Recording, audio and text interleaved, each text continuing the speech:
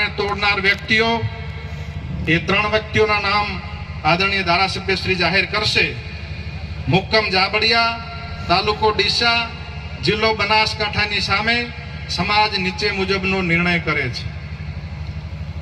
ઠાકોર સમાજ તેમને 1 વર્ષ માટે જ્ઞાતિ બહાર એટલે કે નાત બહાર મૂકવાનો નિર્ણય કરે છે.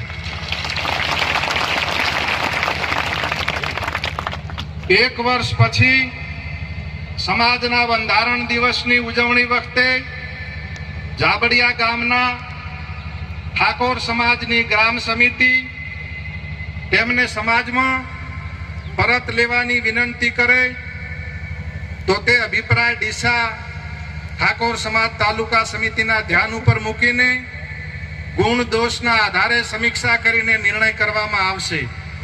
એનો યોગ્ય દંડ કરવામાં આવશે.